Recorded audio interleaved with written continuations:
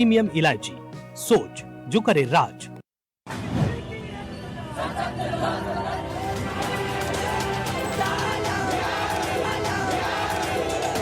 देखो मेरे नबी की शान, हमारे नबी की ऐसी शान है।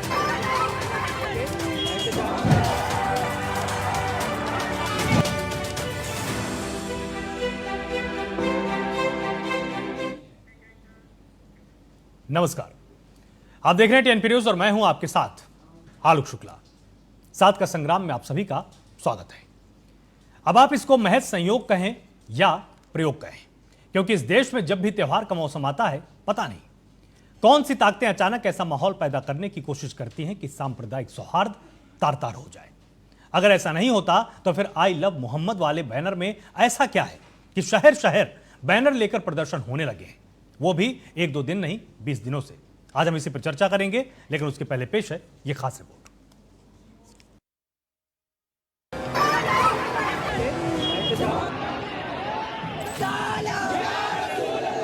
देखो मेरे नबी की शान, बच्चा बच्चा है कुर्बान। हमारे नबी की ऐसी शान है। त्योहारों का सीजन और ये वही बैनर जिस पर बवाल मचा हुआ है।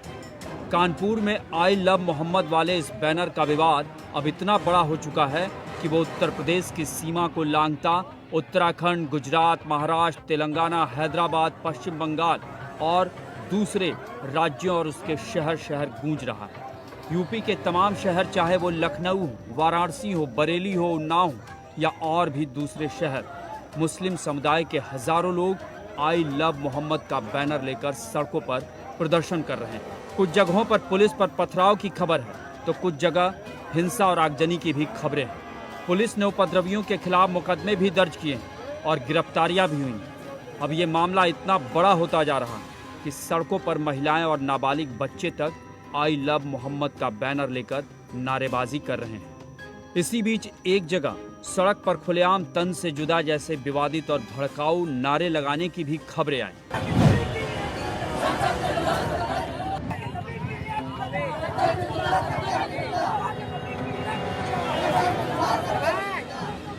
जरा सोचिए, सोशल मीडिया के इस दौर में जहां एक छोटी सी चिंगारी को आग में तब्दील होते देर नहीं लगती, वहां बीते 19-20 दिनों से एक खास समुदाय के लोग आई लव मोहम्मद का बैनर लेकर सड़कों पर प्रदर्शन और नारेबाजी कर रहे हैं। वैसे भी जब मामला धर्म से जुड़ा हो तो अफवाहों की हवा पूरे समाज को कभी भी और कहीं भी जहरीला बना सकती है। तो इस मामले में भी लगता है कि अब यही देखने को मिल रहा है।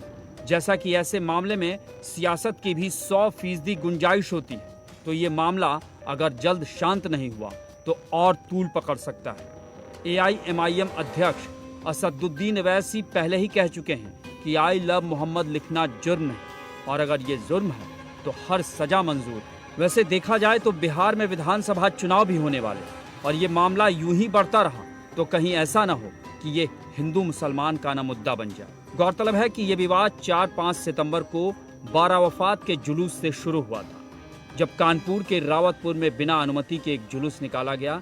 इसी दौरान सड़क किनारे आई लव मोहम्मद का बैनर भी लगा था। खबरों के मुताबिक दूसरे समुदाय के लोगों ने इसे नई परंपरा बताकर इसका विरोध किया, जिसके बाद पुलिस भी आई और अनुमति नहीं होने के कारण वहां उन्होंने इस बैनर को हटवा दिया।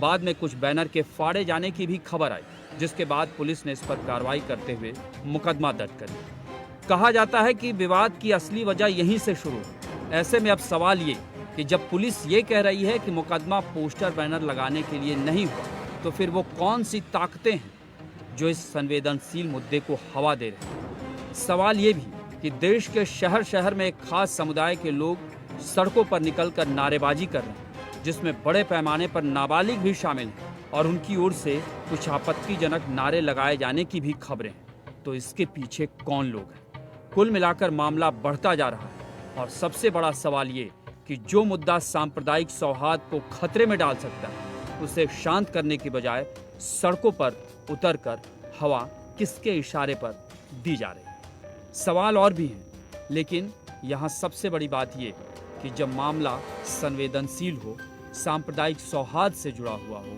तो इसे जितना जल्द हो उसे शांत करने की कोशिश की जानी चाहिए, क्योंकि यहाँ आग में घी डालने वालों की भी कमी नहीं। तो ज़रूरत सावधानी और सतर्कता की, जागरूकता की।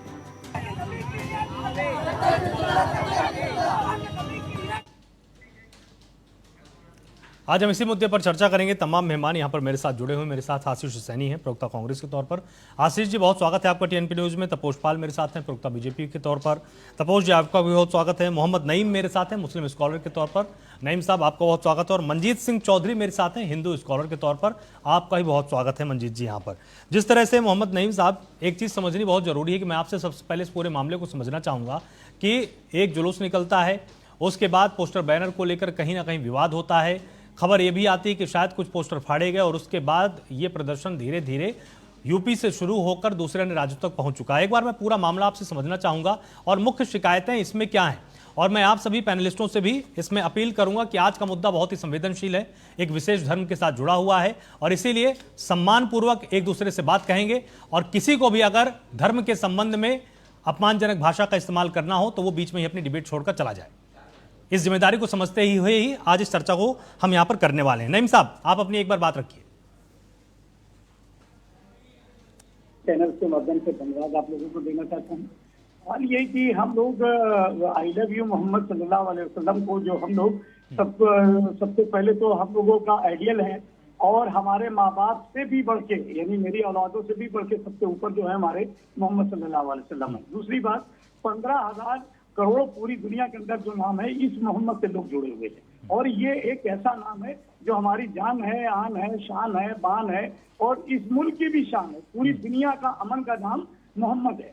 आप ये बताइए कि अगर हम जो आई लव यू मोहम्मद कहने पे हमारे को इतराज हो रहा है, ये लोगों को हमारी हुकूमत के इतराज हो रहा, तो ये किस तरीके के इतराज है? ये टू नेशन थ्योरी जो है ये मेरे को नहीं समझ में आ रही है कि आज हमारे ऊपर जो हम मोहम्मद का नाम लेते हैं तो 25 FIR यहाँ हो जाती है और दूसरी जगह थोड़ी दूर पे यहाँ शाहजहांपुर है, वहां पे भी इसी के मुतालिक भी हुई है, 200 FIR हुई हैं। तो ये मैं पूछना चाहता हूँ, ये दोहरी नीति का जो है हमारे जो चल रही है, ये कैसी दोहरी नीति है कि हम अपने मोहम्मद को याद करें तो मेरे ऊपर FIR, मैं अगर टोपी लगाऊं तो मेरे ऊपर FIR, मैं अगर घर में नमाज पढ़ूं तो मेरे FIR। तो ये क्या राजनीति है? ये मैं कैसी, ये धारणा से मैं बहुत ज्यादा प्रेरित हूँ कि ये इस मुल्क के अंदर ये निजाम जो है ये जो है बिल्कुल देश की एकता और अखंडता को बांटने का काम कर रही है। ये मैं कहना चाहता हूँ जी। नहीं, मैं आपसे एक बार मैं ये समझना चाहता हूं ना कि जो ये पूरा विवाद शुरू हुआ, इस विवाद में आपकी शिकायतें क्या हैं? आपको क्या लगता है कि इस पूरे विवाद की आखिर जड़ क्या है? क्योंकि प्रदर्शन हो रहा था, उसके बाद किस तरह की चीजें इस पूरे प्रदर्शन के दौरान सामने आई जिसके चलते अब पूरे राज्य में या दूसरे राज्यों में प्रदर्शन आपको करना पड़ रहा है? सवाल ये है कि हमारे उस पे आई लव यू मोहम्मद लिखा हुआ था। एक दूसरे जैसे कि संगठन था या दूसरे लोगों ने कहा कि आई लव यू मोहम्मद नहीं लिखना चाहिए या दूसरा सा बड़ा होना चाहिए, छोटा नो, उसमें एतराज हुआ। उसमें बीच में पुलिस आई, पुलिस ने ये कहा कि आई लव यू मोहम्मद हटवा दिया। वहां पर हटाने के बाद दूसरे वर्ग भी राजी हो गए।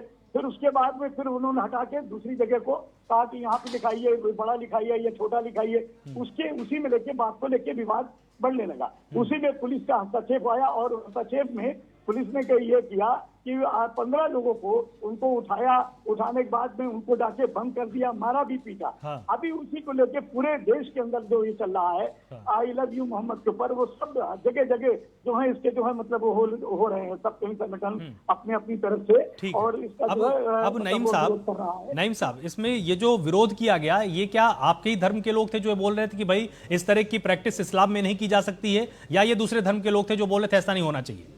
नहीं, हमारा धर्म तो कोई नहीं कह सकता भाई साहब। मेरे धर्म में कोई मोहम्मद से तो कोई हो ही नहीं सकते किसी को शिकायत, ऐसे कह सकते हैं। तरीके होते हैं कि मतलब हम अगर हम शांति से अपने किसी बैनर पे या किसी उस पे स्लोगन लिखा दिया आई लव यू मोहम्मद और बैठ के मैं जो हूँ उस पे कोई प्रोग्राम कर रहा हूँ, तो ना किसी की शिकायत है, ना किसी को मैं उत्तेजित कर रहा हूँ, ना किसी के बारे में बोल रहा हूँ। मैं अपने मोहम्मद की मतलब वो कर रहा हूँ, उनका नाम ले रहा हूँ, उनका नाम जप रहा हूँ। उनके नाम से जो है हम लोग अपने कव्वाली है या अपना गीत है या अपना कुछ भी है, हम अपना जो है ईद है, मिलाद है, वो हम लोग पढ़ते हैं।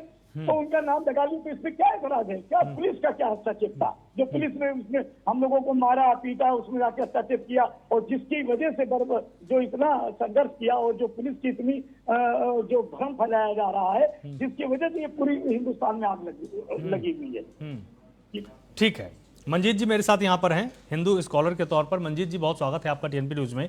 और जब भी हम कोई बात आज करेंगे तो देखिए, आप अभी क्योंकि मेरे साथ तुरंत अभी जुड़े हैं, मामला बहुत ही संवेदनशील है, क्योंकि किसी की आस्था से जुड़ा हुआ है, और उसी के हिसाब से सम्मान पूर्वक आप भी अपनी बात रखिएगा। मैं आपसे एक चीज़ ये समझना चाहता हूँ कि जब ये पूरा घटनाक्रम हुआ, क्या वास्तव में जो कुछ हिंदू संगठन थे उनकी तरफ से इसका विरोध किया गया, या जो परमिशन नहीं ली गई थी इसके चलते इनके ऊपर केस दर्ज किया गया? आखिर ये पूरा मामला आपके संबंध जो क्या किसी भी तरह से हिंदू धर्म के साथ जुड़ा हुआ है कि नहीं, हिंदुओं ने इसका विरोध किया, या फिर ये कानून व्यवस्था का मसला है? देखिए, ये जो पूरा मसला है, इस पूरे मसले में कहीं से भी हिंदू समाज ने कोई विरोध इसमें नहीं किया है। अगर कोई आई लव यू मोहम्मद लिखकर कोई काम करता है, जहां उनका स्थल है, उस स्थल पर वो कुछ भी लिखे, कुछ भी करे, हमें कोई आपत्ति नहीं है। लेकिन सार्वजनिक सड़क पर अगर कोई बोर्ड लगेगा या बैनर लगेगा सार्वजनिक सड़क पर, या हम लोगों को वो चीज दिखाई जाएगी, तो कोई भी उसका एक सिंपल विरोध करेगा कि भाई इसे सार्वजनिक स्थान पर ना लगाएं, आप जहां पर स्थल है, जहां आप अपना कोई कार्यक्रम कर रहे हैं, वहां लगाइए। हमें आई लव मोहम्मद से इनके प्यार करने में हमें क्या दिक्कत है? आप मोहम्मद से खूब प्यार करिए, हमें कोई दिक्कत नहीं है, आई लव यू मोहम्मद लिखिए, लेकिन उसको सार्वजनिक रूप से हमारे घरों के बाहर थोड़ी ना लगाएंगे, या किसी के घर के बाहर नहीं लगा सकते आप। इस तरह से किसी दूसरे को नहीं दिखाएंगे वो चीज। अगर प्यार मोहब्बत है, उसको अपने घर पे रखिए, अपने कार्यक्रम स्थल तक रखिए। लेकिन अगर उसका विरोध किसी ने किया है या किसी ने उसकी शिकायत की है, तो क्या आप उस पर इस तरह की चीजें करेंगे कि प्रदर्शन करेंगे? और अगर किसी ने उस तरफ से कोई गलत कार्य कृत्य किया है, पोस्टर फाड़े हैं या कोई भी गलत काम किया है दूसरी तरफ से, तो उस पर कार्रवाई हुई है और होगी भी कार्रवाई। और जिस तरह की ये प्रशासन को चेतावनी देने का प्रयास कर रहे हैं, क्या प्रशासन अपना काम नहीं करेगा? कानून व्यवस्था बनाना सरकार का काम नहीं है, तो सरकार तो कानून व्यवस्था बनाने के लिए जो उचित लगेगा वो करेगी। लेकिन ये कानून व्यवस्था को, सरकार को चुनौती देने का काम कर रहे हैं, और ये लगातार ये दिखाने का प्रयास कर रहे हैं कि हम इससे भी बड़ा कोई बवाल कर सकते हैं। लेकिन उत्तर प्रदेश के अंदर परम पूज्य महंत योगी आदित्यनाथ जी की सरकार है, ऐसा कुछ भी उत्तर प्रदेश में नहीं कर पाएंगे, यहाँ की कानून व्यवस्था को खराब नहीं कर सकते। ठीक है तपोज जी, अब देखिए दो मसले इसमें जो मुझको अभी समझ में आए, क्योंकि दोनों ने अपना अपना पक्ष रखा। एक तो ये कि हम किसी की इबादत करते हैं, हमारी उन पर आस्था है, वही हमारे लिए शुरुआत है और वही हमारे लिए अंत है, उनका पोस्टर हम लगा सकते हैं, इसमें किसी को कोई आपत्ति नहीं होनी चाहिए। अब एक बात यहां पर कही जा रही कि भाई कानून व्यवस्था को चैलेंज करने की कोशिश की जा रही है। अब जो सबसे बड़ी बात यह है कि देखिए, बात जो एक पूरा केंद्र बनाने की कोशिश की जा रही है वो ये है कि भाई अपने इबादत खाने में जाकर या जहां पर इबादत होती वहां पर जाकर पोस्टर लगाइए। तो ये तो पाबंदी हमारे समाज में, खासकर भारतीय समाज में, किसी भी धर्म के लिए नहीं है कि अगर आप यीशु का नाम ले सकते हैं तो आप चर्च में ही आप जाकर नाम लेंगे, अगर आप गुरु नानक देव का नाम लेंगे तो आप सिर्फ और सिर्फ जाकर किसी गुरुद्वारे में ही ले सकते हैं। ये कहीं पर भी नहीं है कि अगर आपको बजरंगबली का नाम लेना है तो आप सिर्फ मंदिर के अंदर लेंगे। इसकी छूट तो हर किसी को है।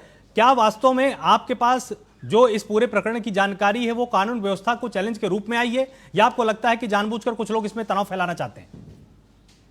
देखिए, सर्वप्रथम आज नवरात्र का द्वितीय दिन है और ब्रह्मचारी देवी की पूजा होती है। माँ भगवती के आशीर्वाद आप सब लोगों को मिले।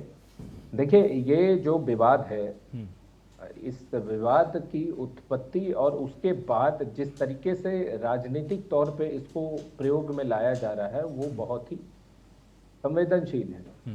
और जो लोग इस तरीके की चीजों को ले आने की कोशिश कर रहे हैं वो बहुत गलत काम कर रहे हैं और आग से खेलने की कोशिश कर रहे हैं। मैं कुछ उदाहरण देता हूं आपको। देखिए, उन्नाव में मुस्लिम युवकों ने जुलूस निकाला, दुर्गा मंदिर के पास से ले जाने की कोशिश की, जिसको पुलिस ने रोका और पुलिस के ऊपर इमीडिएटली पथराव, झड़प, इंस्पेक्टर की वर्दी को का स्टार नोचना, उसके बाद उनके ऊपर थप्पड़े लगा देना।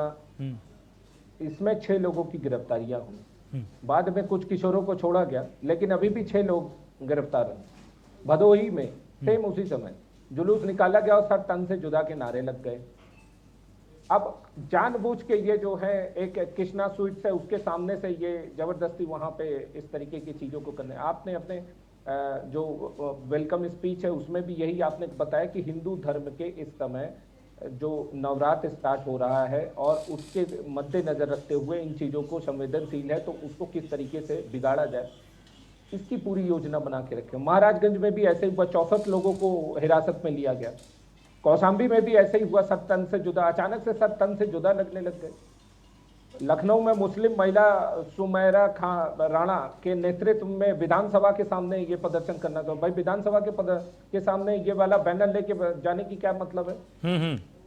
और महाराष्ट्र में लातूर में चालू हो गया, वहां पर तो कोई एफआईआर नहीं था, ना ही वहां पे इस तरीके की कोई बात थी। देखिए कानपुर की घटना के बाद 10 सितंबर को एफआईआर जो दर्ज किया गया उसमें आरोप यही है कि एक नई परंपरा, एक नई तरीके का ट्रेंड आरंभ कर दिया कुछ लोगों ने, और दूसरे समुदाय के धार्मिक पोस्टरों को फाड़ना और सांप्रदायिक सौहार्द को बिगाड़ना, ये बिल्कुल से एकदम ओपनली इन्होंने करना शुरू कर दिया। ये अच्छी बात नहीं है, ये सीधा सीधा। और आपने देखा काशीपुर में जो उत्तराखंड में वहां पर एक पुलिस वाले को घेर लिया और गुस्ताखी रसूल की एक ही सजा, सब तन से जुदा से। भाई कोई मतलब नहीं, कुछ नहीं कहीं से भी। और एक चीज बताइए, ये लव का जो सिंबल बनाया हुआ है इसमें तो फतवे निकलते हैं वैलेंटाइन डे में कि ये है हराम है, जो भी ये सिंबल लगाते हैं वो ना लगाएं। लव जो लिखा रहता है इंग्लिश में LOVE, उस पे फतवे निकलते हैं, उस पे कहा जाता है कि ये जो है हराम है और क्यों वो कर रहे हैं। और आज यही सब चीजें लगा के इसको हवा दी जा रही है, गलत है।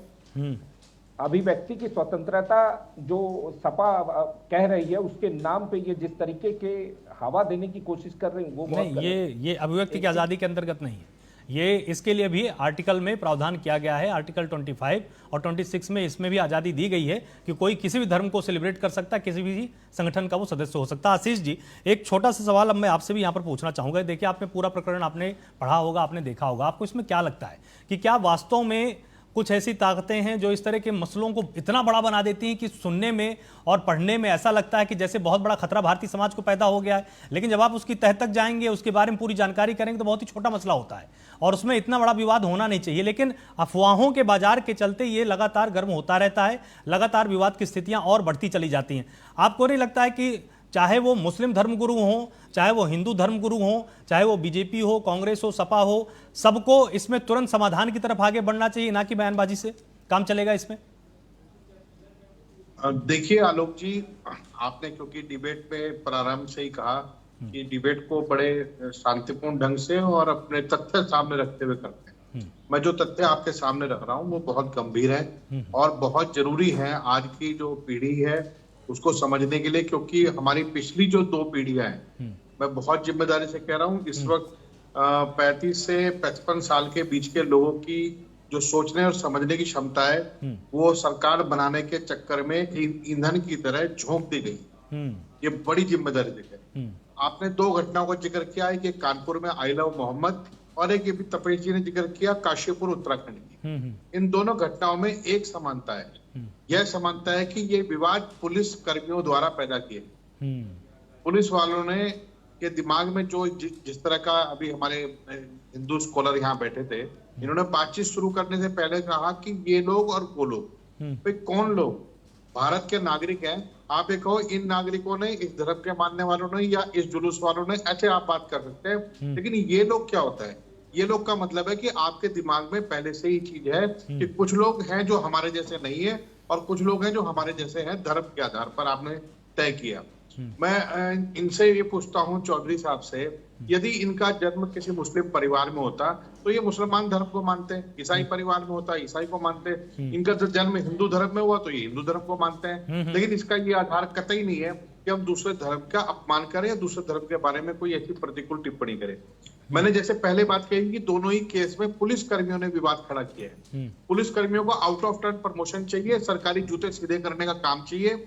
संविधान की जो शपथ उन्होंने ली थी उसको भूल चुके हैं, अब वो केवल सरकार की शपथ ले रहे हैं। और सरकार में बैठे हुए मंत्री और अधिकारी, खासकर उत्तर प्रदेश में तो ये कल्चर चल चुका है, आसाम में है, महाराष्ट्र में, सब जगह, कि पुलिस कर्मी यदि एंटी मुस्लिम एक्टिविटी करेंगे तो उनको जरा बड़ा एक, उनको लगता है कि एक आध सितारा उनके यहाँ फालतू लग गया।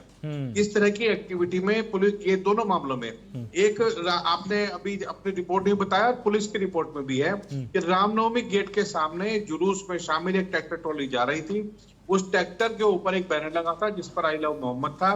पुलिस के अधिकारियों को बुरा लगा, पुलिस के जो अधिकारी कर्मचारी वहां तैनात थे उन्हें बुरा लगा। सरकार ने कोई आदेश नहीं दिया, योगी आदित्यनाथ जी ने या उत्तराखंड में पुष्कर सिंह धामी ने इस संबंध में कोई भी आदेश दिया नहीं है। लेकिन इन्हें लगा कि ऐसा करना चाहिए क्योंकि ये इनकी जिम्मेदारी है। राजनीतिक पक्ष तो पुलिस ने उठा लिया, क्योंकि बीजेपी के लोगों के पास तो अब कोई काम रह नहीं गया है, वो जीएसटी का समझाएं क्या समझाएं। लेकिन ये सारा विवाद उन पुलिसकर्मियों द्वारा खड़ा किया गया है जिन्होंने संविधान की शपथ को ताक पर रखकर, अपनी ड्यूटी की शपथ को ताक पर रखकर जिस तरीके से सरकारी एजेंडे पे खड़े हुए। नंबर एक बात। दूसरी बात, मैं ये कहूंगा कि धर्म की धर्मांधता सबसे अधिक खतरनाक देश के नागरिक को खत्म करती है। देश के नागरिक के अंदर की नागरिकता और इंसानियत समाप्त हो जाएगी यदि वो धर्म की धर्मांधता में चला जाएगा। मैं मोहम्मद नईम जी भी यहाँ बैठे हैं, अगर आई लव मोहम्मद लिखा हुआ बैनर किसी पुलिसकर्मी ने ये कह के हटा दिया कि वो आप इसे लगा नहीं सकते यहाँ पर, तो उन्होंने मोहम्मद के खिलाफ नहीं बोला। उन्हें तो अपनी नौकरी में प्रमोशन चाहिए, वो तो अलग तरह के लोग हैं। लेकिन आप जो मुस्लिम समुदाय के लोगों ने पूरे देश में जुलूस निकालने का काम किया है, इसका क्या आधार है? क्यों आप अराजकता फैलाकर बीजेपी के लिए वोट जुटाने का काम कर रहे हैं? और क्या आवश्यकता है और क्या हो जाएगा इससे? आप निकालिए पूरे शहरों में जुलूस, क्या उससे किसी के मान्यता पर या किसी के सम्मान में कोई फर्क पड़ जाएगा? जो ईश्वर जिनको हम किसी भी स्वरूप में मानते हैं उनके सम्मान की जिम्मेदारी हमारी है। लेकिन यदि हम लोग उनके प्रति कोई अपमानजनक बात करते हैं तो उनके वजूद पे कोई फर्क नहीं पड़ता।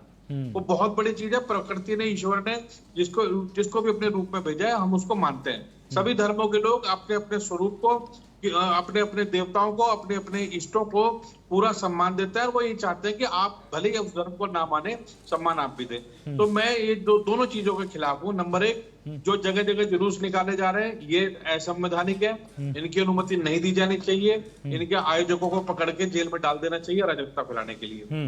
दूसरी बात, जो व्यक्ति, मुस्लिम समुदाय कौन है? मुस्लिम समुदाय हिंदुस्तान का अल्पसंख्यक है। यदि अल्पसंख्यक के मन में सुरक्षा महसूस नहीं हो पा रही है, आप उनको भाईचारे के दृष्टिकोण से नहीं देख पा रहे, तो आप अपना धर्म लेकर कहीं जाइए। हिंदुस्तान से बाहर निकलते ही हिंदू अल्पसंख्यक है। अभी आप ये सोचते हैं कि आप कनाडा में, अमेरिका में, इंग्लैंड में, सऊदी अरब में भी अपने धर्म का अगर पालन करते हैं, अपने मंदिर बनाते हैं, तो वो आपके धर्म का सम्मान करते हैं, तो आपकी भी जिम्मेदारी बनती है। हिंदू धर्म जिसके लिए जाना जाता है सहिष्णुता के लिए, आदर के लिए, सम्मान के लिए और सभी के प्रति संभाव के लिए, तो उसको किसी राजनीति की भेंट चढ़ाने की कोई जरूरत नहीं है। और मैं आपको बता दूंगा, ये जो धर्म के ठेकेदार लोग घूमते हैं, निश्चित रूप से चाहे वो किसी भी धर्म के हों, नईम जी आपको भी समझ में आएगा, धर्मों के जो ठेकेदार हैं इनसे देश के नागरिकों को दूर रखिए और खासकर आने वाली पीढ़ी को दूर रखिए, वरना देश की तरक्की नहीं होगी, देश कमजोर होगा। आज सच्चर कमेटी की रिपोर्ट लागू होने के बाद आज मुसलमान युवाओं ने पढ़ना लिखना शुरू किया, बहुत अच्छी पढ़ाई करनी शुरू कर दी, जज बन रहे हैं, पीसीएस बन रहे हैं, आईएएस बन रहे हैं, और बीजेपी की सरकार आने के बावजूद भी, इनके विरोध के बावजूद भी बन रहे हैं। लेकिन आप देखिए ना कि जो बीजेपी की सरकार जिनके लिए आई है, जिनको कहते हैं कि हम हिंदू राष्ट्र बनाने का काम करेंगे, आज उनकी स्थिति क्या करती है? उनके पेपर लीक हो रहे हैं, उनकी नौकरियां नहीं आ रही। ये सिर्फ इसीलिए कि धर्मांधता की तरफ देश को घुसेड़ा जा रहा है और इसको बचाने की जरूरत है। हम सबकी जिम्मेदारी बनती है। धर्मांधता देश के नागरिक के लिए भी खतरनाक है और देश के लिए भी खतरनाक है। तपोज जी, छोटा सा रिएक्शन दीजिएगा क्योंकि मुझे ब्रेक भी लेना है। देखिए, जैसे ये कह रहे हैं कि सच्चर कमेटी की रिपोर्ट आने के बाद मुसलमान ग्रो कर रहे हैं, तो सच्चर कमेटी की रिपोर्ट तो आपके समय में आई थी, तो मुसलमानों की स्थिति इतनी दयनीय क्यों थी आपके समय में? आपके तो वो वोट बैंक थे, आप तो उसमें वोट लेते थे। 11 साल से आप बैठे सत्ता में, वक्त से बदतर हुई, आप अपना बता दीजिए कि आपने क्या मदरसा कल्चर था, मदरसे से पढ़ा हुआ व्यक्ति क्या बनेगा? मौलवी बनेगा, डॉक्टर, इंजीनियर नहीं बनेगा। और आपने जबरदस्ती सरकारी खजाने खोल दिए मदरसा बनाने में। मदरसे से निकला हुआ कौन ये अगर इस जज को ट्रेल करेंगे तो मेरे पास सवाल है। मैं इनसे पूछ रहा हूँ कि 11 साल में इन्होंने क्या किया, केवल वो बता दीजिए, बात खत्म कीजिए। बता दीजिए जो मदरसे से निकले हुआ व्यक्ति करेगा, केवल धार्मिक उन्माद फैलाएगा। इधर उधर की बात करके तो आप अपना टाइम बर्बाद कर रहे हैं। अच्छा चलिए, ठीक है, ठीक है। वक्त यहाँ पर एक छोटे से ब्रेक का है। ब्रेक के उस पार हम ये समझने की जरूर कोशिश करेंगे कि आखिर धर्म के आधार पर धर्मांधता फैलाने का व्यवसाय कौन कर रहा है, क्योंकि निश्चित तौर पर बात मोहम्मद साहब की नहीं है, बात यहां पर किसी ईश्वर की नहीं है, बात उस किसी भी पूजने वाले देवताओं की नहीं है जिसको लेकर ये प्रदर्शन या इस तरह के आरोप प्रत्यारोप लगाए जा रहे हैं। बात यहां पर सिर्फ और सिर्फ राजनीतिक उपयोग की या धार्मिक व्यवसाय की है, उस पर हम विस्तार से समझेंगे कि आखिर इसका कौन जिम्मेदार है। लेकिन वक्त एक छोटे से ब्रेक का है, जल्द हाजिर होते हैं।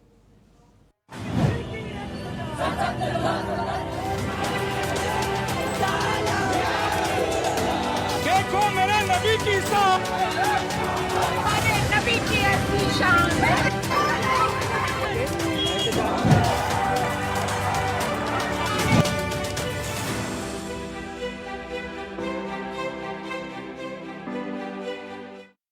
नए भारत का नया उत्तर प्रदेश यशस्वी प्रधानमंत्री नरेंद्र मोदी जी के विजन के अनुरूप बन रहा है।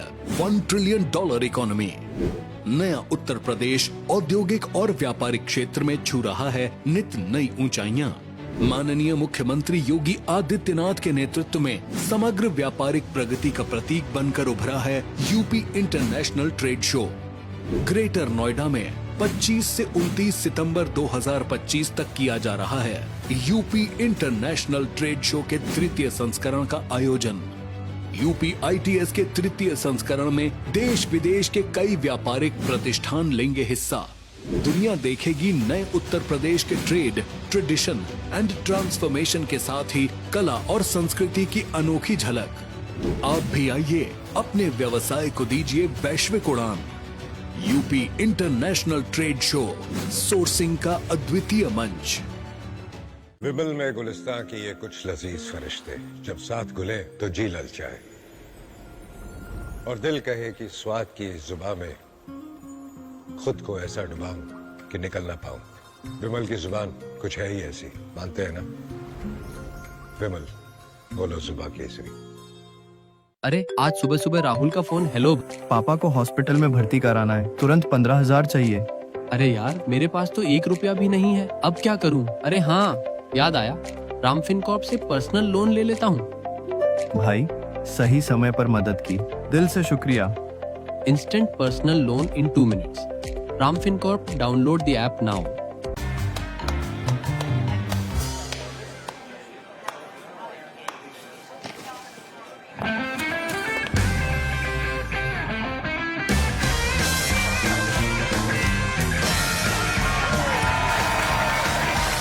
राजनिवास प्रीमियम इलायची, सोच जो करे राज। They said I'm too confused, that I have too many dreams. I said I'll make every dream count. I'm a visionary at UPES University. I am tomorrow. विमल में गुलिस्तां के ये कुछ लजीज फरिश्ते, जब साथ घुले तो जी ललचाए और दिल कहे कि स्वाद की जुबां में खुद को ऐसे डुबाऊं कि निकल ना पाऊं। विमल की जुबां कुछ है ही ऐसी, मानते हैं? विमल, बोलो जुबां केसरी। अजय भाई, लॉन्ग वीकेंड आ रहा है, चले मनाली? रोहित यार जाना तो है, और इस बार भी पैसा प्रॉब्लम बन गया। 1 मिनट, राम फिनकॉर्प है ना? ऑफिस के स्ट्रेस को पीछे छोड़ दिया और सपना पूरा कर लिया राम फिनकॉर्प के साथ। जब सपना हो स्नो वाला तो लोन हो राम फिनकॉर्प वाला। Download the app now.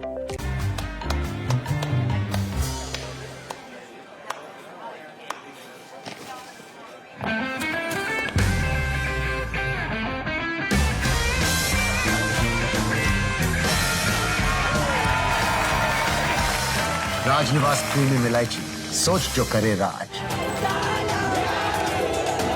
देखो मेरे नबी की शान, हमारे नबी की ऐसी शान।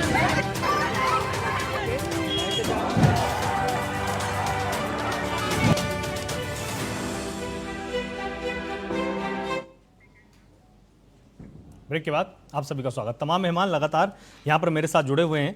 नईम जी, अब आपसे एक चीज़ समझनी बहुत ज़रूरी है कि जिस तरह से देखिए आशीष जी ने एक ज़रूरी बात बोली कि अगर कहीं पर विरोध हुआ था, अगर किसी भी तरह से कानून व्यवस्था को चुनौती दी गई थी, तो उसके बाद पुलिस ने अपना एक्शन लिया और उसके बाद आपको अपनी बात कानून के सामने रखनी चाहिए थी। लेकिन उसके दम पर या उसकी बिना पर पूरे देश में जिस तरह के विरोध प्रदर्शन निकाले जा रहे हैं, इनको आप कितना ठीक मानते हैं? क्योंकि इसकी तो जरूरत नहीं थी और ना ही किसी तरह की धार्मिक लड़ाई आपकी देश में रहने वाले लोगों के साथ है।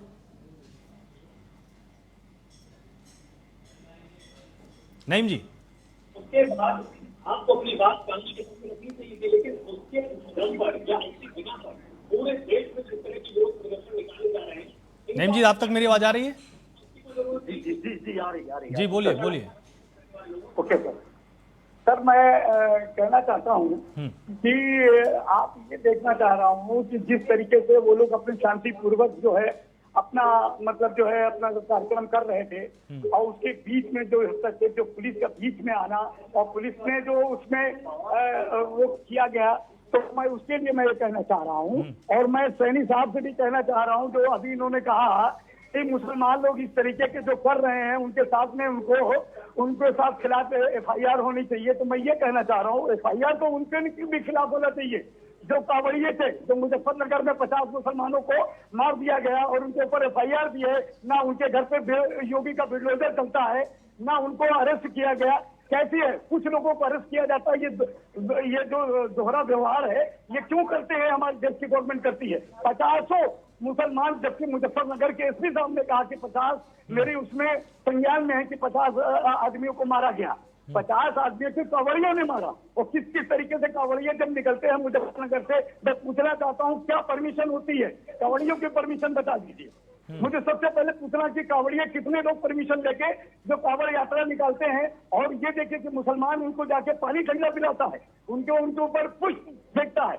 आप ये बताइए हमारे कभी भी ईदगाह में कभी भी ये हमारा अभी 2 दिन पहले अभी निकल के गया है हमारा मोहम्मद सल्लल्लाहु अलैहि वसल्लम का जो उनका जो यौम पैदाइश था, आपने किसी हिंदू के वर्ग ने आके मेरे को एक गुलाब का फूल दिया? हम तो इनके सारे उसमें जाते हैं और मुसलमान उनको प्यार से उनके उसमें जाके शामिल होता है। हिंदू और मुस्लिम एकता का एक वो बनता है, एक आइडियल बनता है। लेकिन ये लोग हिंदुस्तान के अंदर हमको देश की एकता और अखंडता की बात करते हैं। आप ये समझ रहे हैं कि ये हिंदुस्तान में पूरे आग लगी, ये क्यों लगी? ये इसके खुद पुलिस इस चीज को देखती कि दोनों वर्गों में अगर कोई दूसरा वर्ग आया है या कोई उसमें कोई हिंदू मिल गया है या कोई किसको उसको बढ़ाना चाह रहा है, इस मामले को जुलूस को या तूल देना चाह रहा है, वो तो खाली एक जगह बैठ के अपना प्रोग्राम कर रहे थे। उसमें इतना बड़ा विवाद नहीं था जो इसके इतना बड़ा पूरे हिंदुस्तान में, वो चाहे सुमैया राणा ने किया या किसी ने भी किया, उसका एहतजाज कर रहे हैं या जुलूस निकाल रहे हैं। अगर वो शांतिपूर्व निकाल रहे हैं, शांतिपूर्वक निकाल रहे हैं तो उनको निकलने दीजिए। अगर वो हस्तक्षेप करते हैं तो मैं ये भी कह सकता हूँ हाँ मुसलमानों को भी उनको तकलीफ करिए, आप उनको भी उनके ऊपर भी FIR करिए। लेकिन अगर कोई गलत तरीके से करता है तो उसको आप सजा दीजिए। लेकिन अगर कोई शांतिपूर्वक जो आदमी अपना एहतजाज करता है तो आप उसको करने दीजिए। तो मैं काशीपुर में जिस तरह से जुलूस निकाला गया वो तो शांतिपूर्वक नहीं कहा जा सकता है। उसमें जो नारे लगाए गए वो तो पूरी तरह से विवादित नारे हैं, वो बिल्कुल भी। और देखिए अब आपने जब तुलना की है, अब अगर मैं 2 चीज़ों की तुलना करूं, एक हज यात्रा और एक कांवड़ यात्रा, क्या हज यात्रा में आज तक किसी तरह का विवाद हुआ, किसी तरह की बाधा आई? और कांवड़ यात्रा भी अपनी तरह की एक यात्रा है, वो किसी तरह का जुलूस या मार्च नहीं है। उसमें उनका एक उद्देश्य है, वो हरिद्वार जाते हैं, गंगा जल उठाते हैं, उसके बाद अपने घर के आसपास के मंदिरों में या जहां की कामना होती है वहां पर जाकर जल अर्पित करते हैं, उसके बाद उनकी यात्रा पूरी हो जाती है। हज यात्रा में वैसे क्या सरकार का सपोर्ट नहीं मिलता है? हज यात्रा में जुलूस निकालने के लिए चाहे वो शांतिपूर्वक आप निकालें, चाहे आप उसको उन्माद के साथ निकालें, इसकी परमिशन थाने से लेनी ही पड़ती है और ये तो सामान्य नियम है। नहीं तो सर ये कैसे कौन सी परमिशन है कि आप अपने ठेले के आगे अपने आप हिंदू के नाम तो आप नाम लगाइए, जात वाला है तो आप हिंदू के नाम लगाइए। कोई होटल वाले गए तो आपने उत्तराखंड में देखा उसको मार के होटल में उसको बर्बाद कर दिया। एक हिंदू वर्ग की औरत थी, उसका होटल को पूरा नाश कर दिया, इस पर बात होनी चाहिए, तोड़ के फेंक दिया। ये कैसी धर्म की यात्रा है? हम ये भी चाहते हैं आपका धर्म मेरा धर्म, धर्म सबके सर्वोपरि है। किसी के धर्म में किसी को हस्तक्षेप करने की कोई इजाजत नहीं देता या किसी के धर्म करता है। लेकिन हम ये चाहते हैं कि आप भी अपने धर्म को सौंदर्यपूर्वक से मनाइए और उनको भी मनाने के लिए दीजिए। ठीक है, आशीष जी कुछ कहना चाह रहे हैं आपसे? हमारे लोगों की एकता रहेगी। आशीष जी कुछ कहना चाह रहे हैं आपसे? आशीष जी। हाँ देखिए आलोक जी, मैंने जो बात रखी, इन्होंने भी अभी कहना शुरू किया कि हमारे लोग और उनके लोग और उन लोगों ने और हम लोगों ने, ये जो धर्म के ठेकेदार बनते हैं और ये इन लोगों और उन लोगों की बात करते हैं, मैं इसके सख्त खिलाफ हूँ। नंबर 1 बात, इन्होंने भी कहा कि कांवड़ यात्रा हुई और कांवड़ यात्रा में दंगाइयों के खिलाफ मुकदमा नहीं हुआ। मैं उत्तर प्रदेश की बात नहीं करूंगा क्योंकि उत्तर प्रदेश की सरकार पूर्ण रूप से केवल हिंदूवादी मामलों पर ही काम करती है और उसका एक अपना अलग एजेंडा है। लेकिन उत्तराखंड में उसी पार्टी की सरकार थी, लेकिन जिस कांवड़िये ने दंगा करी उसको पकड़कर जेल भेजा गया, उसका पूरा जो कानूनी व्यवस्था थी वो हुई है और लोगों ने उनका विरोध भी किया। जो लोग दंगाई थे उनको अलग छांटा, जो लोग यात्री थे उनको अलग किया। इसीलिए मैं ये बार बार ये बात कह रहा हूँ, देश का नागरिक होना जरूरी है। आप जिस धर्म में, धर्म तो वो है जिसमें आप पैदा हो गए, आप जिस धर्म में पैदा हुए वही आपका धर्म है, लेकिन नागरिक तो आप भारत में पैदा हुए, तो भारत भी का संविधान और भारत का जो लॉ एंड ऑर्डर मेंटेन करना है उसमें तो आपकी जिम्मेदारी बनती है। आप कभी भी धर्म के नाम पर यदि दंगा करेंगे तो निश्चित रूप से वहां की जो लॉ एंड ऑर्डर फोर्स है वो कार्रवाई करेगी। लेकिन मैंने साथ साथ ये बात भी कहा कि जहां जहां भारतीय जनता पार्टी की सरकार है, कुछ पुलिस कर्मियों का रवैया, कुछ से मतलब मुश्किल से 1% होंगे, उनका रवैया जिस तरीके से सरकारी एजेंडे पर चल रहा है। मैं इसी कानपुर वाली घटना का उल्लेख कर रहा हूँ कि जो बैनर ट्रैक्टर ट्रॉली पर लगा था, रामनवमी गेट के पास लगा था, वहां पर उनको क्या आपत्ति थी? उनको किस जुडिशियल ऑर्डर में या किस अधिकारी का ऑर्डर से उन्होंने काम किया है, या उन्हें खुद लगा अपने आप से? तो ये जांच का विषय है। लेकिन ये कहना कि हमारे लोग और उनके लोग, ये जो सोच है ये सही नहीं है। कांग्रेस पार्टी ने हमेशा इस देश को, सभी धर्मों को एक साथ लेकर चलने का काम किया। तमाम जो झगड़ों के बाद, तमाम विवादों के बाद, तमाम मुद्दों के बावजूद भी, तो ये देश की उपलब्धि है। देश को चाहिए कि इस लाइन को आगे बढ़ाने का काम करे। यदि हम 80 और 20 की राजनीति, शमशान और कब्रिस्तान की राजनीति करेंगे तो वो देश की तरक्की के लिए बाधा है। आप अगर, मैं ये बात दोनों कह रहा हूँ, जो हिंदू स्कॉलर बिठाए हैं आपने, इनको भी, जो मुस्लिम स्कॉलर है ये भी, इनको ये बात समझनी होगी, ये धर्म के ठेकेदार नहीं है। जो लोग जुलूस में थे, जो आपत्ति थी वो पुलिस को थी और उनसे आपत्ति थी कि आपने यहाँ लगाया, वहां लगाया, वो लोग कानूनी रूप से अपना पक्ष रखने में सक्षम है। आपको अलग से ठेकेदार बन के पूरे देश में जुलूस निकालने की जरूरत नहीं है। आप कैसे नारे लगा रहे हैं? चलिए आप कह रहे हैं कि तन से जुदा कर देंगे, बताइए किसका सर तन से जुदा करेंगे? आप करेंगे क्या?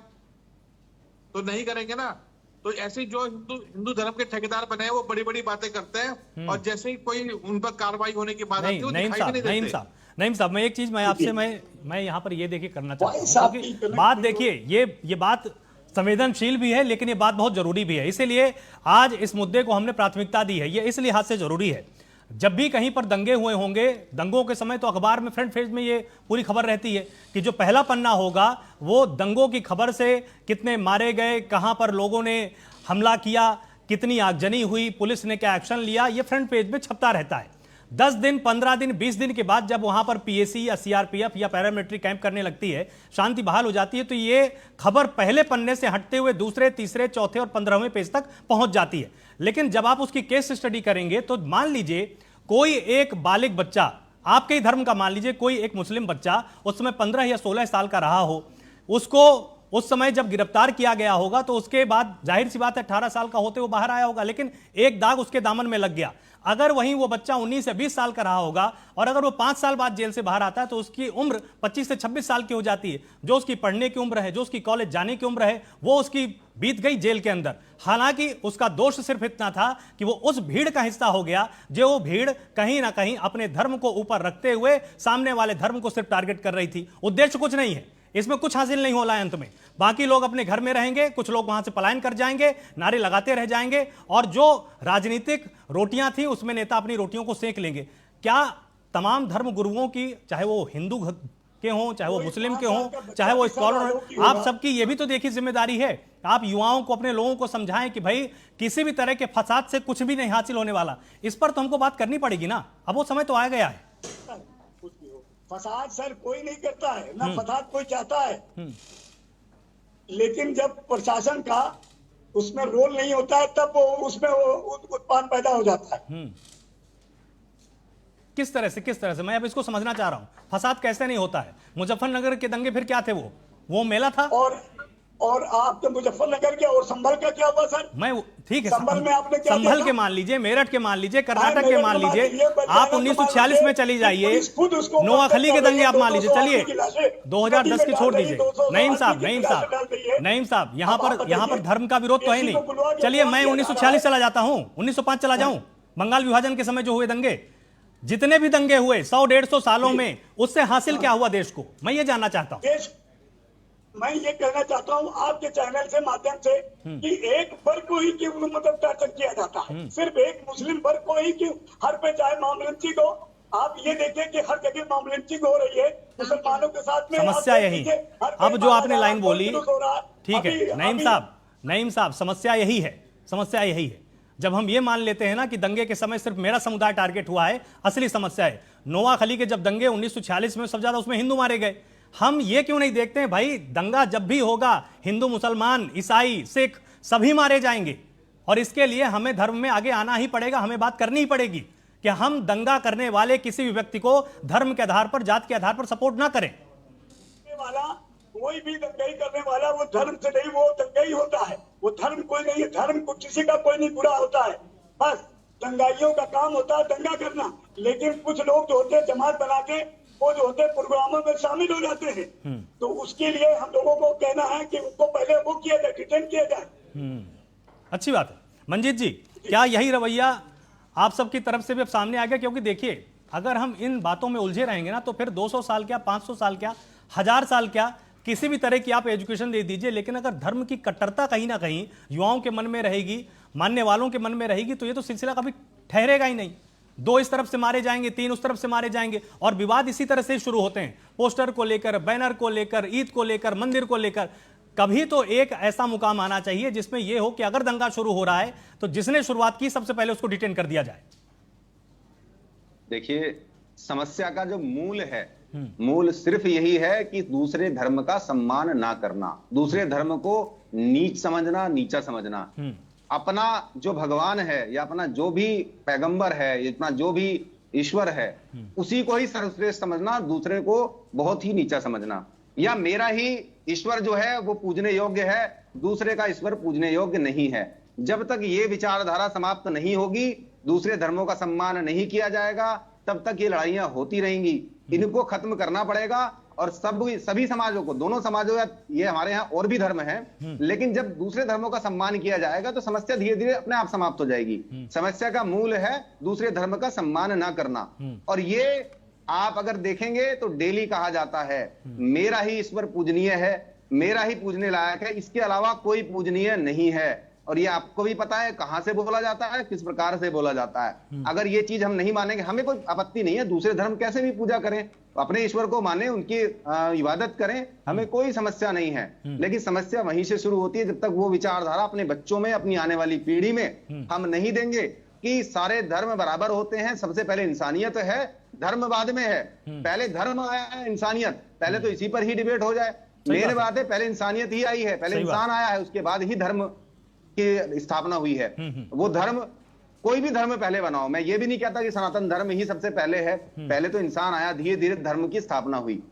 लेकिन अगर सनातन पहले आया है या उसके बाद भी जितने धर्म आए, मैं कहता हूं बाद के धर्मों का भी सम्मान होना चाहिए, उनकी पूजा पद्धति का भी सम्मान होना चाहिए। परंतु तब तक नहीं होगा जब तक एक धर्म करता रहेगा वो सहिष्णु रहेगा, और दूसरे धर्म जो है उसको कहेंगे कि ये। अब एक बात बताइए, मैं नईम जी से पूछना चाहता हूं जो है अभी लाइन पर, कि मैं अल्लाह के रसूल को नहीं मानता, मैं अल्लाह को नहीं मानता हूं, तो मैं कौन हूं उनकी नजर में, जरा वो बता दें मुझे।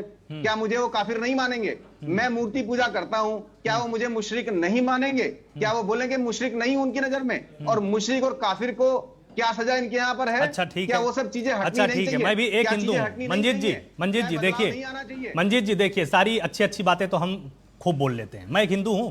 अब मैं आपको मैं उदाहरण देता हूं, ठीक है। मेरा टाइटल आलोक शुक्ला है, मैं जाति का ब्राह्मण हूं। मैंने तमाम हिंदू परिवारों को देखा है कि जो उनके पूजा के क्षेत्र होते हैं उसमें मुस्लिम को प्रवेश भी नहीं करने देते हैं। अगर मुस्लिम चला जाए तो उसको वो वहां पर धुलवाते हैं। वो ये मानते हैं कि भाई ये दूसरे धर्म का व्यक्ति है, ये हमारे मंदिर में या हमारे पूजा वाले कमरे में कैसे चला गया। तो क्या इस चीज को लेकर फिर आपने कभी मंथन किया कि हम भी तो वही कर रहे हैं, अलग हम लोग कहां से हैं? कारण है हाँ। अभी अगर आप उत्तर प्रदेश में, अपने यहाँ की उत्तर प्रदेश की घटनाएं बताऊंगा, जितना लव जिहाद फैला रहे हैं यही फैला रहे हैं, थूक ये है जिहाद गलत है? फैला रहे हैं यही फैला रहे हैं। हाँ? जितनी भी मंदिरों के अंदर मांस फेंकने की घटना कर रहे हैं, क्यों कर रहे हैं? क्या वो वीडियो आप देखते नहीं? आप भी देखते होंगे, बाकी लोग भी देखते हैं। उन वीडियो का क्या, इसलिए इनको प्रवेश करने के लिए मना किया जाता, कहीं ऐसा ना हो कि ये व्यक्ति भी आपके यहाँ पर इस प्रकार का अपवित्र करके जाए, जिससे कि कोई झगड़ा पैदा हो, जिससे कोई विवाद ना पैदा हो जाए, तो इसलिए उनको रोका भी जाता है। अगर एहतियात पुलिस को निर्देश भी है। अच्छे मुसलमान भी हैं, ये पुलिस को जितने भी पैनलिस्ट मेरे साथ बैठे हुए हैं उनकी जानकारी के लिए मैं एक बात मैं और बता दूं, ये किसी भी, जहां पर देखिए पुलिस के पास थाना है, थाने के पास इस बात का आंकड़ा बिल्कुल होता है कि कहां पर मुस्लिम ज्यादा है, कहां पर हिंदू ज्यादा है। और दंगों का एक इतिहास भी पुलिस के पास ही है, क्योंकि रिकॉर्ड तो वहीं पर दर्ज है। जहां पर भी मस्जिद है, जब भी कोई हिंदू की तरफ से अगर जुलूस निकाला जाएगा तो पुलिस पूरी कोशिश करती है कि मस्जिद के सामने से उसका रूट ना रहे। फिर भी अगर भीड़ अड़ जाती है तो भी पुलिस वहां पर तैनात रहती है और जो भी उन्माद फैलाने की कोशिश करता है उसको वहां से तुरंत डिटेन किया जाता है। होली के समय आपने देखा होगा तमाम मस्जिदों में को कई बार तिरपाल से ढका जाता है, क्योंकि उन स्थानों का इतिहास ये है। मैं ये पूरे उत्तर प्रदेश की बात नहीं कर रहा हूं, तमाम ऐसे जिले भी हैं जहां पर आज तक हिंदू मुसलमान रह रहे हैं लेकिन दंगा नहीं हुआ है। लेकिन कुछ जिले उत्तर प्रदेश में आज भी ऐसे हैं जहां पर दंगा होता आया है, तो वहां पर मस्जिदों को तिरपाल से ढक दिया जाता है। तो पुलिस तो एहतियातन कदम उठाती है, लेकिन बात सिर्फ यह है कि हिंदू और मुस्लिम दोनों की तरफ से ही कुछ ऐसी बातें की जाती हैं जो सच में आपको सुनने के बाद लगेगा कि किसी इंसान के बारे में ऐसे कैसे कहा जाता है। मैं ये आपसे जानना चाहता हूं। देखिए, प्रतिक्रिया स्वरूप तो दूसरा समुदाय भी प्रतिक्रिया करेगा, लेकिन जो स्टार्टिंग होती है 99.9% एक ही समुदाय की तरफ से होती है। और ये आप जितने भी आंकड़े आप उठाकर देख लीजिए, कभी कभार हो सकता है कोई उन्मादी व्यक्ति 99 तो मैं नहीं मानता हूं, 99 तो मैं नहीं मानता। घटना का कारण क्या है? 99 तो मैं भी नहीं मानता हूं। वो कहीं ना कहीं वो सोच है जो उनके धर्म गुरुओं के द्वारा 99 तो मैं नहीं मान सकता दी जा रही है। बहुत सारी ऐसी बातें, बहुत सारी ऐसी बातें धर्म की तो कोई दिक्कत नहीं आएगी। मैं कई बार मंजीत जी, मैं कई बार अपने तमाम उन हिंदू साथियों को जब सुनता हूं ना, कुछ लोगों को, तो मुझे खुद ये एहसास होता है कि कोई व्यक्ति अपने धर्म को लेकर इतना कट्टर कैसे हो सकता है। पूजा करते हैं, सनातन की परंपरा कुछ और है, हमको सिखाया बचपन से कुछ और गया है, हमारे संस्कार कुछ और हैं, लेकिन पता नहीं 20 से 25 साल की उम्र के बीच में ऐसी कौन सी घुट्टी पिलाई जा रही है तमाम युवाओं को, जिससे कि इतनी कट्टरता आ जाती है कि दूसरे धर्म के बारे में वो सुनना नहीं चाहता और सिर्फ एक विशेष धर्म के बारे में नहीं सुनना चाहता। वही व्यक्ति गुरुद्वारे जाता है, वही व्यक्ति चर्च जाता है अपने आप को बहुत ही लिबरल दिखाने के लिए, लेकिन बात जब मस्जिद की आएगी तो वो थोड़ी सी अपनी भौंसी कोड़ लेता है। मैं उस संस्कार की बात अब कर रहा हूं कि ये लगातार लोगों के अंदर अब डाला जा रहा है। तपोस जी, एक चीज मैं आपसे भी ये जानना मैं फिर भी आना चाहता हूँ, डाला नहीं जा रहा है। ये कृत्य जो किए गए हैं, ये जो जितने भी कांड हुए हैं, मैं कह रहा हूं मेरे उत्तर प्रदेश के अंदर ही इतने कांड हुए हैं। पूरे भारत में भी आप देखते हैं, लेकिन उत्तर प्रदेश में घटनाएं सबसे ज्यादा हुई हैं, पूरे भारत में भी हुई हैं। मैं एक आपको एग्जांपल दे देता हूं। यही है कि ठीक है, नफरत का नहीं बात सही है, इस पर देखिए खुल के चर्चा इसलिए होनी चाहिए क्योंकि बहुत जरूरी। मैं आपको अब 2 एग्जांपल देता हूं। टोपी का विवाद आपने सुना होगा, उत्तर प्रदेश का सबसे बड़ा एक समय सियासी विवाद था कि टोपी नहीं पहनी जाएगी। मैं आपको इस बात का प्रमाण देता हूं, आप अगर गुरुद्वारे जाएंगे ना, आपको अपने सिर को ढकना ही पड़ेगा, तभी आप अंदर प्रवेश कर पाएंगे वहां पर पूजा कक्ष में। तब तो कोई ऐतराज नहीं करता है, उस समय अपने आप को बोलता है कि मैं तो धर्मनिरपेक्ष हूं। लेकिन टोपी पहनने में फिर इतना विवाद क्यों? अगर आप अपने आप को सेकुलर साबित करना चाहते हैं तो टोपी नहीं पहनेंगे, लेकिन अगर वहीं गुरुद्वारे जाएंगे तो अपने सर को ढकने में उनको कोई आपत्ति नहीं है। तो यह किसी धर्म को लेकर एक कट्टरता ही तो है। कारण वही है कि अपने ही ईश्वर को सर्वश्रेष्ठ मानना, दूसरे के ईश्वर को नहीं मानना, यहीं से समस्या की जड़ शुरू होती है। तो जब एक धर्म यही कहता है कि मेरा ही ईश्वर पूजनीय योग्य है, तो मैं ऐसे धर्म की कोई भी चीज अपने सर पर क्यों रखूंगा? जब तक ये चेंज नहीं होगी, जिस दिन दूसरा समाज भी ये मानेगा कि हम भी इस दुनिया में है, दूसरा धर्म भी इस दुनिया में है और हमारे ईश्वर भी पूजनीय है, जिस दिन वो लोग ये मान लेंगे, मैं बिल्कुल सारे धर्मों की जितने भी चीजें, सब चीजों को सारी बात आपकी मान ली, सारी बात आपकी मान ली। सिख धर्म को आप देखेंगे, उनका एक ग्रंथ है, उनका एक प्रतीक स्थल है, वो मूर्ति पूजा भी करते हैं और इससे उनको कोई आपत्ति नहीं। हालांकि निराकार की पूजा वो भी करते हैं, कि मतलब निर्गुण की भक्ति करते हैं। अगर आप ईसाई में देखेंगे तो उसमें भी मूर्ति पूजा होती है। मरियम जो उनकी मदर हैं, यीशु की पूजा करते हैं और बाकायदे उसके चर्च होते हैं और मूर्ति के सामने बैठकर उपासना होती है। जब मुस्लिम धर्म में जो उसकी पद्धति है वो निराकार की पद्धति है कि अगर वो मूर्ति पूजा करेंगे तो उनका धर्म पूरी तरह से एक तरह से अपमानित माना जाएगा, भंग माना जाएगा। तो जब हमारे कॉन्सेप्ट में और उनके कॉन्सेप्ट में जमीन आसमान का अंतर है, तो फिर आप ये उम्मीद क्यों कर रहे हैं कि भाई जो हम चाहते हैं वही वो चाहें या वो जो चाहते हैं वो हम चाहें? ऐसा तो हो ही नहीं सकता है ना। हमारे और उनकी धार्मिक पूजाओं की पद्धति में और कॉन्सेप्ट में ही अंतर है। जब वो साकार की पूजा करते ही नहीं है, वही वो बात बोलते हैं कि भाई हम तो मूर्ति पूजा नहीं कर सकते हैं क्योंकि हम निराकार की पूजा करते हैं। तो इस विवाद को इतना बढ़ा चढ़ाकर आखिर पेश क्यों किया जाता है? निराकार की पूजा करने में कोई समस्या नहीं है। हमारे हिंदू धर्म में भी, आर्य समाज में निराकार की पूजा होती है, ठीक है। हम वायु के अंदर, जल के अंदर और सूर्य के अंदर हर देवी देवताओं का निवास माना जाता है। इसी प्रकार निराकार में भी ईश्वर को माना जाता है। लेकिन ये कहना कि मेरा ही ईश्वर पूजनीय है, समस्या वहां पर है। मैं अभी भी निराकार की बात नहीं कर रहा हूं, निराकार में हमें कोई समस्या नहीं है। समस्या यहां से मेरा ही ईश्वर पूजनीय है, उसके अलावा कोई पूजनीय नहीं है, ये समस्या है। क्या इस पर ये कहना उचित है? मैं कहूं, ठीक है, इस पर मुस्लिम धर्म गुरुओं को, हनुमान जी का भक्त हूं कि हनुमान जी ही पूजनीय है, हाँ, बाकी कोई पूजनीय नहीं है। हाँ, ठीक है, इस पर भी मुस्लिम धर्म गुरुओं को ध्यान देने की जरूरत है। नहीं, ठीक है, ठीक है, ठीक है। नईम जी, इस सवाल का जवाब चाहिए। क्या वास्तव में इस तरह की भाषा का इस्तेमाल होना चाहिए किसी दूसरे धर्म के लिए? मैं दे रहा हूं मंदिर जी की। हेलो, बोलिए आप। आलोक जी, आवाज आपकी आ रही है, बोलिए आप, बोलिए।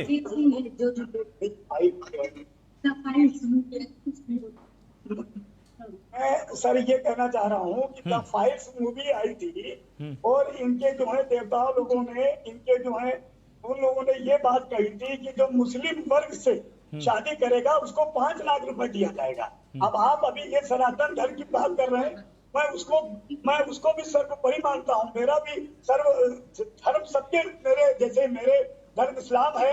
मैं गैरों को भी जो धर्म है, चाहे बौद्ध हो, जैन हो, सभी, वो भी मेरे लिए सब धर्म। अब मेरे धर्म ये कहा है किसी के धर्म को गाली देना तो आपने अपने धर्म को गाली दी, अगर किसी के देवता को गाली दी तो आपने अपने देवता को गाली दी। हो सकते तो मैं हैं कैसे ये लोग देश के नागरिक को गलत दिशा में ले जा रहे हैं, दोनों की गलतियां हैं। और मैं आपके मन से कह रहा हूँ कि इन दोनों की बात का कभी कोई संदर्भ लिया नहीं जाना चाहिए। लोग उसमें जो है वो इस बात को कह रहे हैं कि 5 लाख रुपए एक मुसलमान बेटी से शादी करो तो 5 लाख रुपए मिलेगा।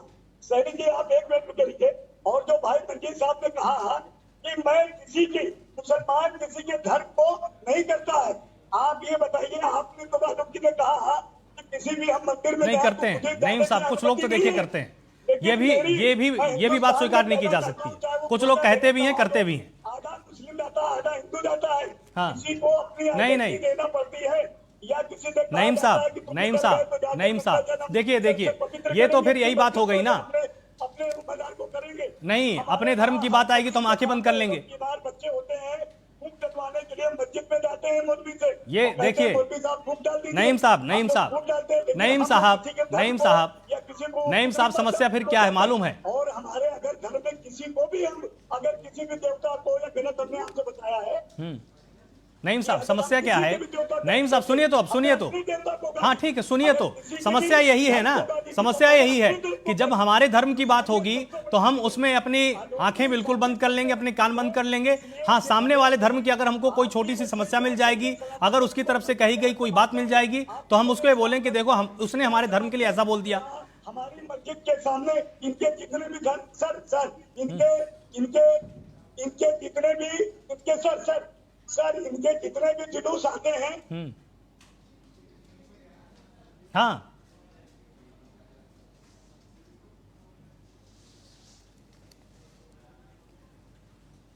मैं ये अनुमति कहना नईम चाहता साहब, हूं, ये आप बताइए, सामने कोई देखकर बोलिए। मुसलमान नईम जुलूस, साहब, आप टीवी देखकर मत बोलिए किसी भाई। हिंदुस्तान के किसी मंदिर पे गया हो हाँ। और अपना झंडा लगा के आया हो, आलोक जी आप अपने चैनल से बता दीजिए। आप एक भी किसी मंदिर हो या किसी भी कहीं भी हो धर्म स्थल पे, मुसलमानों ने अपना कोई जुलूस लेके और जाके 100 आदमी खड़े हो गए हो और उस मंदिर में घुस के झंडा लगा दिए हो या उस मंदिर में पत्थर मारे हो, आप हमको एक हिंदुस्तान में एक मिसाल दिखा दीजिए। और इन लोगों के, चाहे वो अभी इसकी वो जो गणेश पूजा हुई थी उसमें भी बवाल, जिस मुसलमानों के इलाके से निकल जाए तो पत्थरबाजी, मुसलमानों के इलाके मस्जिद से जाते हैं, मस्जिद के पास गए तो वहीं रुक जाता है। नहीं, बात तो लेकिन जय श्री राम के नारे लगा के, हाँ, जय श्री राम, बात तो ऐसी लेकिन नहीं है ना नईम साहब। ऐसा तो कहा ही नहीं जाता है ना कि आप ऐसा तो माना ही नहीं जा सकता ना नईम साहब कि आपकी तरफ सिर्फ और सिर्फ शांति दूत हैं। ये तो बात आधी अधूरी है फिर। अच्छा ठीक है, अब मैं आपके पास आता हूं नईम साहब। ठीक है, लेकिन आप जो बात बोल रहे हैं वो भी बात आधी अधूरी है। शांति दूत दोनों ही तरफ हैं, ऐसा बिल्कुल नहीं माना जा सकता है। नहीं तो फिर दंगा तो फिर भड़कता ही नहीं। एक समुदाय जो कि पूरी तरह से शांति दूत है वो तो फिर तुरंत थाने जाएगा। थाने की जगह लोग ईंट पत्थर तलवार लेकर एक दूसरे के पीछे दौड़ पड़े तो ये मैं कैसे मान लूं कि भाई सिर्फ समस्या एक ही तरफ है। और तपोज जी, जो एक सबसे बड़ी बात यहां पर सामने आई वो ये है कि पुलिस का एटीट्यूड किसी एक विशेष धर्म के लिए अलग है, दूसरे धर्म के लिए अलग है। अगर निस्तारण की कार्रवाई में बिल्कुल भी अगर धार्मिक भेदभाव ना हो तो आपको नहीं लगता बहुत सारी चीजें ठीक हो जाएंगी? देखिए, पुलिस का एटीट्यूड बिल्कुल सेम है। जो भी कानून हाथ में लेगा उनके साथ उसी तरीके से बर्ताव किया जाएगा। अब कोई भी किसी भी कारण से अगर कानून हाथ में लेगा तो पुलिस अपना डंडा उसके ऊपर चलाएगा, ये मानी हुई बात है। जो लोग ये सोच रहे हैं कि हम जेनजी का आंदोलन करके जो है बिल्कुल देश में सत्ता पलट देंगे, तो भैया इससे पहले सीए का आंदोलन था तो आपने पूरा सड़क जाम करके रखा था और जबरदस्ती मुस्लिमों को भड़का के उसको ये कह रहे थे कि यहाँ से मुस्लिमों को निकाल दिया जाएगा, उनकी नागरिकता चली जाएगी। उस पे भी काफी दिनों तक भड़काया। उसके बाद फिर अभी कुछ दिन पहले कुछ एक हरकतें हुई थी, उसमें भी भड़काया। अब ये फिर नया आया है।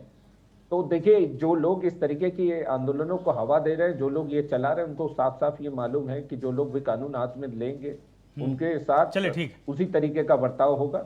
बाकी मैं मुस्लिम संगठनों से यह अनुरोध करूंगा कि वो सामने आके इस तरीके की चीजों का मुखालफत करें, इसके चीजों को पूरी तरीके से निंदा करें। ठीक है, ठीक है, बहुत बहुत शुक्रिया आप सभी मेहमानों का मेरे साथ इस चर्चा में जुड़ने के लिए। आप सभी ने आज बहुत ही सम्मान से एक दूसरे को पूरा स्थान देते हुए चर्चा की और निश्चित तौर पर धर्म के आधार पर किसी भी तरह का उन्माद सड़क पर अच्छा नहीं लगता है। और ये सिर्फ अच्छा नहीं है, अगर ये बार बार प्रैक्टिस में किया जाएगा तो ये सिर्फ एक अपराध है। इसके लिए पुलिस को भी सजग रहना होगा और जो भी धर्म गुरु हैं, आपका संबंध किसी भी धर्म से हो, आपकी पूरी जिम्मेदारी है कि आप अपने धर्म को मानने वाले लोगों को उनकी सीमाओं को समझा कर रखें ताकि वो किसी भी दूसरे धर्म की सीमा का अतिक्रमण भी ना करें और इससे पूरे समाज में शांति भी कायम रहेगी। जुड़े रहिए टीएनपी न्यूज के साथ। नमस्कार।